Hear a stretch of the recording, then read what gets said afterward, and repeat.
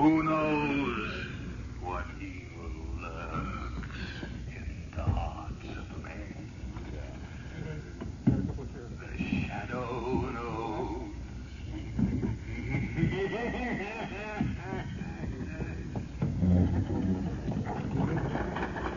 Blue Coal presents The Shadow, the man of mystery who strikes terror into the hearts of shopsters, lawbreakers, and criminals.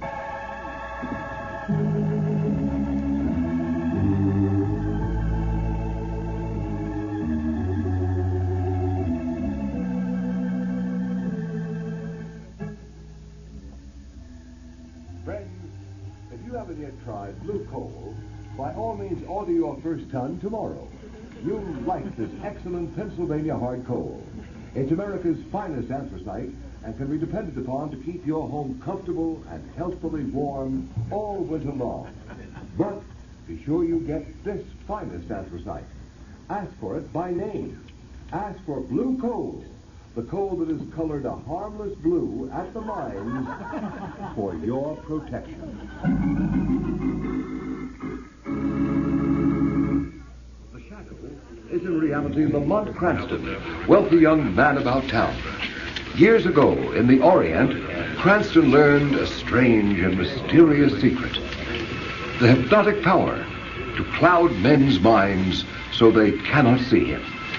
Cranston's friend and companion, the lovely Margot Lane, is the only person who knows to whom the voice of the invisible shadow belongs.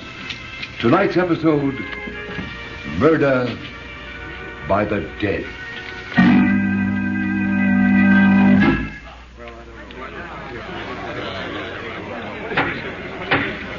The court will come to order. The court will come to order. The prisoner will stand. Peter Swift, you've been found guilty of willful and deliberate murder after a fair and impartial trial. Have you anything to say before sentence is pronounced upon you?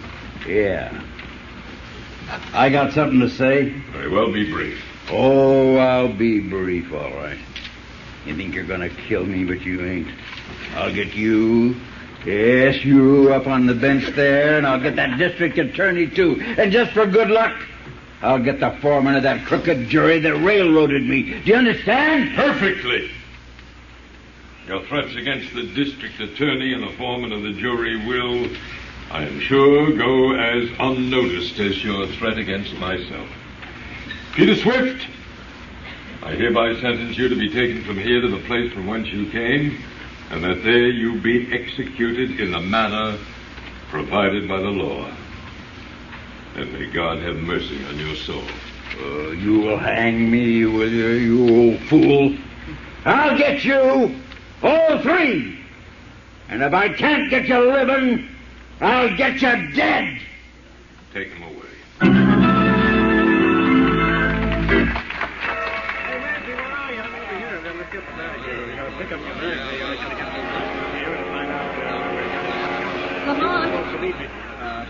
Cranston, it's good to have you back in America again. Oh, Margot, I cabled you that I was coming at once, just as soon as I got that frantic message from you. What's it all about? Lamont, the district attorney Stowe was murdered last week. Yes, I know. I saw it in the papers. I cabled you because I was afraid. Afraid? You? What's the matter? Spooks? Well, I'm trying to believe it isn't. Oh, darling, you're talking nonsense. I only hope I am. Lamont, it was District Attorney Stowe who prosecuted that murder of Peter Swift 6 months ago. Yes, I remember. The chap who threatened to come back and get Stowe and Judge Clive and the foreman of the jury. You haven't forgotten who the foreman of the jury was, have you? Oh, by George. It was your father, wasn't it, Margot? Your father is the third on the list to die. Yes, now do you understand? Oh, but my dearest girl, you surely don't intend to suggest that... But I mean, Peter Swift was hanged. All I know is that 3 men were threatened, and one of them is dead. A coincidence, of course. Well, perhaps. But I know you'll think I'm a fool, Lamont, but... And I don't know how, but perhaps Peter Swift has come back. Peter Swift was executed. Hanging is usually effective. But there is something in what you say. I wonder now. So we're asked to believe that Peter Swift has come back from the land of shades to kill 3 men. 3 were threatened. 1 is dead, murdered. The killer must be, then, a ghost, a shade. Well, my dear, I suppose there's only one thing that can be opposed to a shade. And that is? A shadow. My dear Margot, a shadow.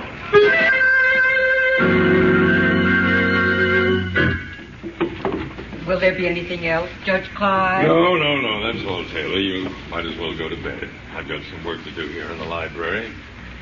May keep me up for quite a while. Yes, sir. Good night, sir. Poor Stowe. I wish I could forget him. What's that? What's that? Who opened that window? You! Oh, yes. You see me, Judge? Peter Swift? But this is impossible. Oh, the dead has come back to keep my promise. You're mad. Or I am. Ghosts ain't never mad, Your Honor. Ghosts? But that can't be. Don't say well. Oh, you would you?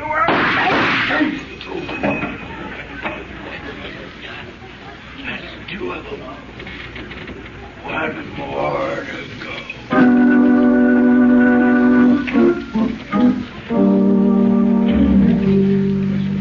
Cardona, you got that Clive housekeeper outside? Yes, Commissioner. Well, shoot her in. I'll get to the bottom of Judge Clive's murder if it's the last thing I ever do. Come in, Taylor. Commissioner Wilson wants to talk to you. Oh, yes, sir.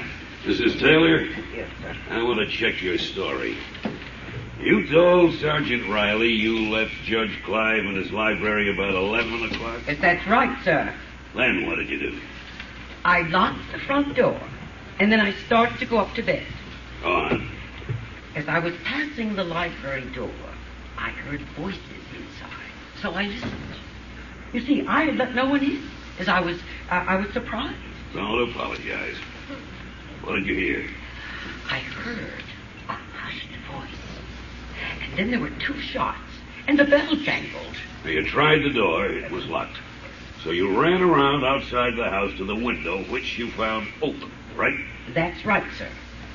What kind of a voice was it you heard? Well, it was a kind of a hoarse, whispering voice. I couldn't make out what it said. I see. All right, Mrs. Taylor, that'll be all for the present. Oh, yes, sir. Commissioner Weston. Yeah. You think the Cardona. shadow murdered Judge Clive? I don't know. Commissioner Weston speaking. You. So, you recognize my voice, Commissioner. I'm flattered. I wish I could get my hands on you. Get your hands on a shadow. Come, Commissioner. What do you want? As usual, just to be helpful. I can do without your help. I wonder. However, I've got a little suggestion for you. Have you ever thought of exhuming the body of Peter Swift? Peter Swift has been dead for 6 months. What do you want me to do? Get you a lock of his hair? Trace this conger. Don't bother. I'm walking from a booth at Union Station, and I'll be gone before you can get anyone here. No, Commissioner, I don't want a lock of Peter Swift's hair. Even if I did, I suspect you couldn't get it for me. I imagine he's still wearing it. Yeah, maybe. In his car. I wonder. District Attorney Stowe and Judge Clive have been murdered. There's only Mr. Lane left. I don't believe in ghosts. No, but you believe in his shadow, don't you? Hello. He's hung up. What was that all about? Cardona, get an order for the exhumation of Peter Swift's body.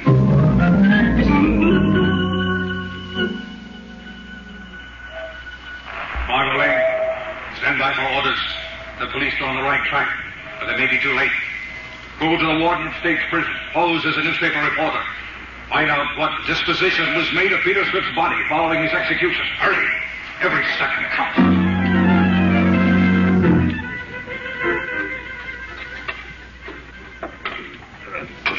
Sure planted him deep, didn't they, Commissioner? I don't want any cracks on it, Cardinal. Haven't they gotten down to that coffin yet? How you coming, boys? Just hit the coffin, sir. We'll have it out soon now. Well, snap into it and get the ropes on. I don't care much about this job, Cardinal. The digging of murderers in the middle of the night isn't my style. I'll have to take charge, sir. I know mine. But this is more or less of a personal matter between myself and that fiend who calls himself the Shadow. Get on those ropes. All right, boys. Pull those ropes. All right, hold that rope short. We don't want it slipping back on us. Now pull. Here she comes, sir. All right. Get busy with those screwdrivers and get the lid off. It's just nailed on, Commissioner. Then pry it off. That does it. She's open, Commissioner. Well, let me look. Now we'll know. What's this? Looks to me like bricks. The coffin's filled with bricks. But where's the body? Where's Peter Swift? Ask the Shadow. Shadow, no.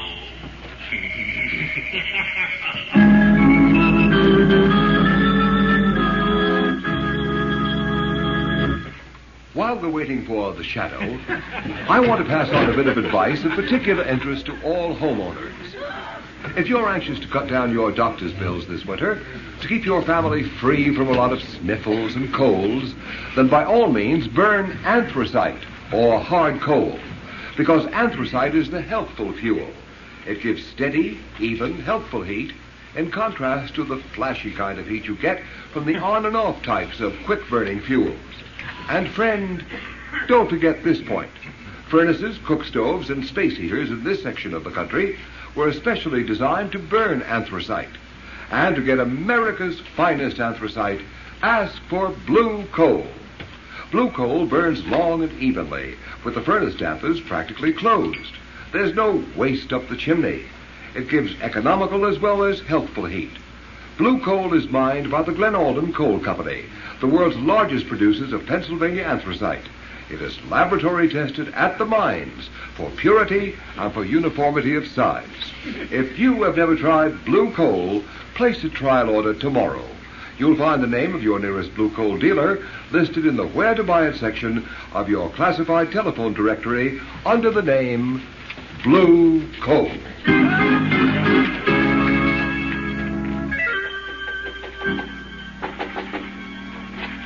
Oh, Lamont. Thank heavens you're back. Well, come in, Margot. Oh, Lamont, I was right about Peter Swift. I was right. Yes, I know you were. I found out from another source. My darling, you're trembling. What's the matter? Oh, I'm all right. I've just come from the prison now. I guess all that talk about bodies and executions has unnerved me a little. Well, That's I'm all. terribly sorry I had to ask you to do it, but time is so short, and I had to be somewhere else. Oh, I understand. No, calm down, and tell me just what happened from the beginning. Well, I went to see the warden, said I was a newspaper reporter, as you told me to, and asked him what happened to the bodies of executed men. Yes? Well, he told me if the relatives don't claim the body, it's turned over to the State Medical College. So I asked him about Peter Swift. Go on. The warden said that according to the record, Peter Swift's family called for his remains. However, he said as long as I was interested, he'd send for the guard at the south gate. He'd know all about it. Pretty soon, the guard came up from the warden's office. Come in. You want to see me, Warden? Come in, Sloan. This is Miss Lane. She's a newspaper reporter. Oh, pleased to meet you, miss. She wants to ask you about the removal of bodies. Oh, I can tell you about every stick that's left here in the past 15 years. Well, you see, I just wanted to ask... The first one I ever saw was Grimes. He was strung up for murdering his mother with an axe. Well, ma'am, when they come for him, they... Just a minute, Sloan. There's one in particular Miss Lane is interested in. Swift. Oh, Peter Swift, huh? That's right. Remember him? Oh, certainly. His family was supposed to come for him, but they didn't come after all. No? Nah, a croaker named Cragg came for the body in an old truck. A croaker? He means a doctor, Miss Lane. Oh. That's the rather unflattering prison term for a medico. Oh. Yeah. I reckon this croaker Cragg had bought the body. Anyways, he took it away quick. He was in a great hurry, too. The stiff wasn't even cold yet. Do you know where this Dr. Cragg came from? Sure, from the city. I got his address on the register down at the gate. You want it? Oh, yes, please. Thank you very much, Sloan. A doctor named Cragg, Margot? Do you have his address? Yes, here it is. Oh, thank you. Now, listen, Margot, I've got to go out now. Lamont, I'm going with you. No, you're not. You're going home to be sure that your father doesn't leave the house until this thing is cleared up. I don't think it'll be for long, but I don't want to take chances on his safety. But where are you going? Shadow is going to pay a visit to a certain Dr. Cragg.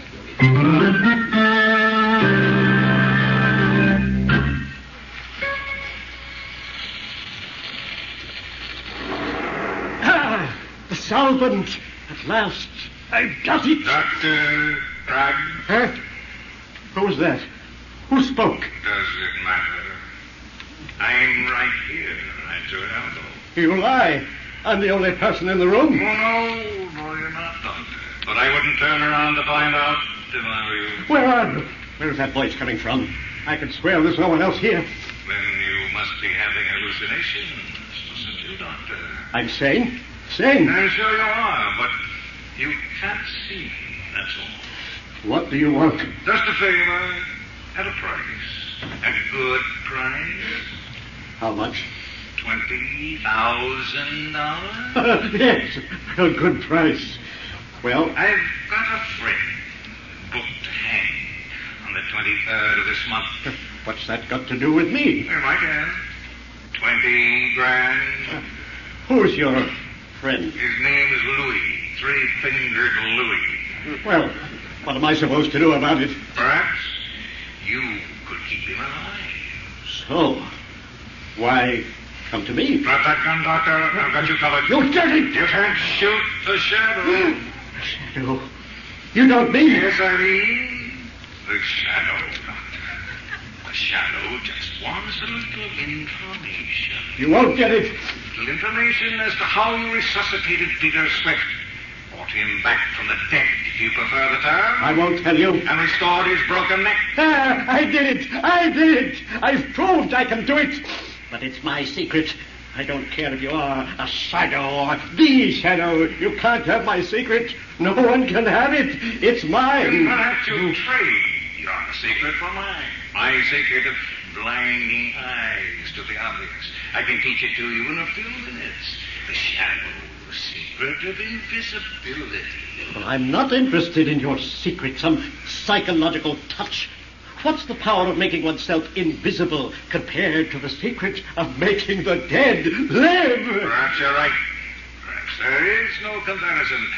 But where'd you learn that secret, Cragg? Tibet or in the African jungle? I won't tell you. It's mine. For how long will it be yours? For as long as I want it to be. Forever and for all eternity. Because only I know the secret, and I shall never reveal it. No. They called me a madman. They threatened to put me in an institution. You are a man, Cragg. No. I am a genius. Well, you benefited by an exceedingly rare coincidence. No. A coincidence that might happen one time in a billion, one time in a trillion. It was no coincidence, I tell you. It was my genius. And I shall hold my secret. I shall continue to make the dead live. You're making Peter Swift live has caused two other men to die. To die at the hands of Peter Swift. And what interest is that to me? I am not interested in that. Not interested in the fact that the third man may die tonight. A man named Ross Lane. What do I care about Ross Lane alive or dead? It is nothing to me. Will you bring Ross Lane back to life? Oh, I could. I can bring anyone back from the dead. I tell you, I have found the secret of life over death. I can prove it again and again. I can prove it on myself. I can die and bring myself That too late. You are mad, Drag. Oh, am I? Am I Oh, mad? Drag. Yeah, I'm only putting my gun on the table. Very well, then. I'm not afraid of you, even though I can't see you. You see? Yes, Drag. And I will prove to you what I've just said. I am not mad. I am a genius. I have found the secret. Stop that. What was that? Why did you put that fountain pen in your mouth? Oh, so that's it. Potassium cyanide in that pen, huh? And you think you'll bring yourself back to life, huh? Oh, Craig, you were a fool. You were a madman. So now, as the shadow against the ghost of Peter Swift, but never the ghost of Dr. Craig.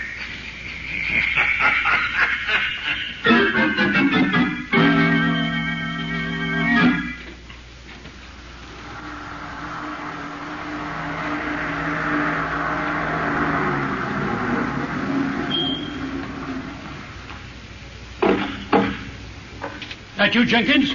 Good. I'll be right out. But Mr. Lane, sir, Miss Margot left strict instructions that she were not to go out of the house. Oh, she did. Well, when she comes back, you tell her I went out. I'm not going to be ordered around by my own daughter as if I were a child of 3. Ridiculous. I can take care of myself. Open the car, Jenkins. But Mr. Lane, the danger my eye. I'm going straight to my own club. It's my own car with my own chauffeur.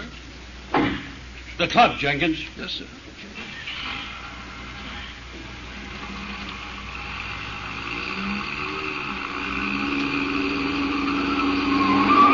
Jenkins, be careful. You turn that corner on 2 wheels. Remember, I have a weak heart. Drive carefully. Jenkins, did you hear me? Jenkins, what's the matter with you? Stop the car this instant. Jenkins, why, you're not Jenkins. Me? Why, Ross Lane? Why, you're Peter Swift. Ghost? I don't care who you are. Stop this car. Let me out. Let me out.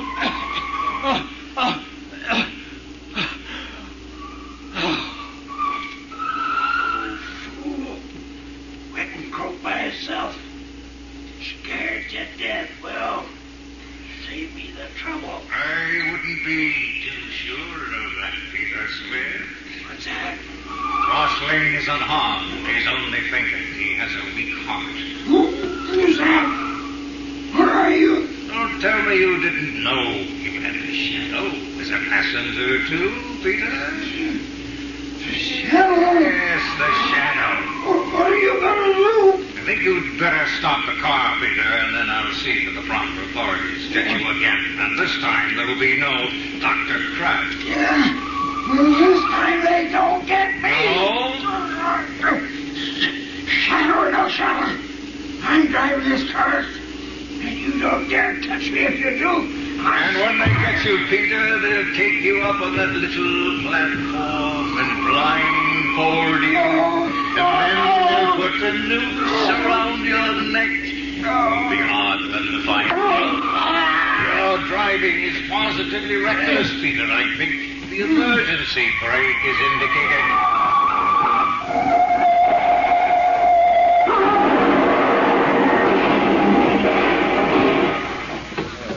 Did you see that crash? That drunken driver. That car's a total wreck. We have got 3 head-ons. There's 2 men in there. Please let me in. I'm a doctor. How about it, Doc? The old man in the back is all right. He's just fainted. Shock probably. And the other? Well, I'm afraid the short he is done for. Broken neck. No, this is funny. What's that, Doc? The sofa has a metal brace on his neck now. He must have broken it once before.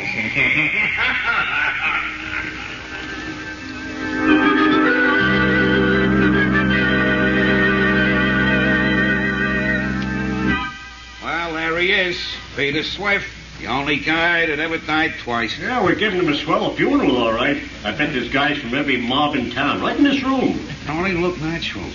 Waste of natural. And cast your lamps on the reed. Yeah, Peter liked flowers. They used to let him mow the grass and sing. Who sent this little bunch of funny blue flowers? Huh? Them is forget-me-nots. Well, ain't there no card? I guess there isn't that. My gosh. Look here. What does it say? The shadow.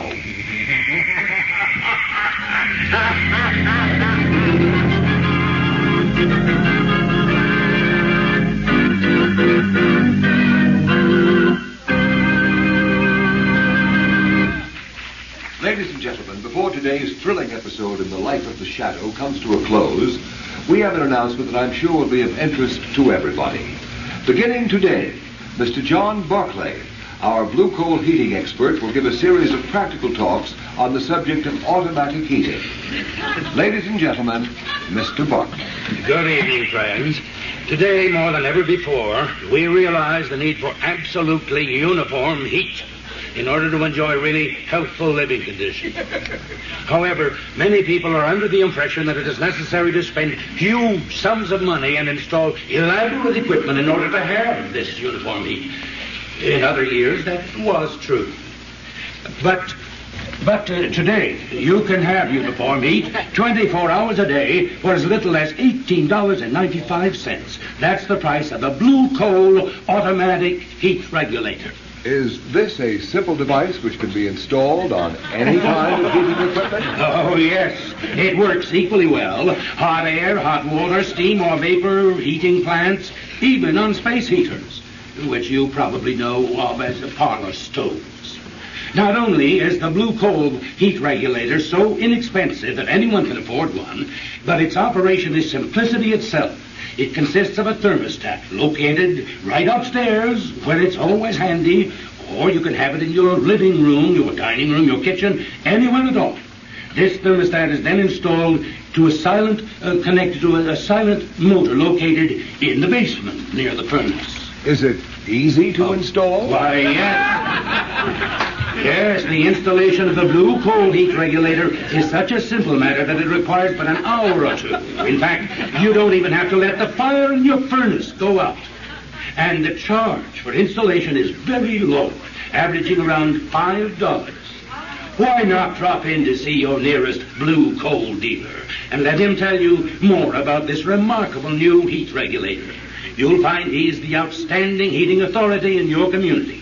And take advantage of his John Barclay trained serviceman, who is qualified to give you expert counsel on any heating problem at no charge whatever. I thank you.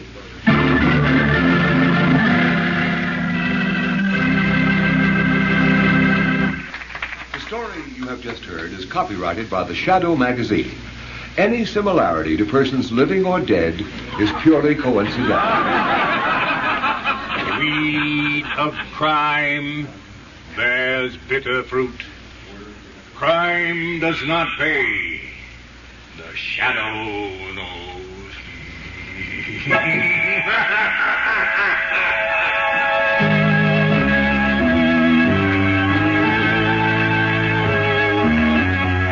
Extra, hear all about the Shadow. Next week, same station, same time, the Shadow returns. His latest adventure, same time, same station. Extra, don't miss it. Extra.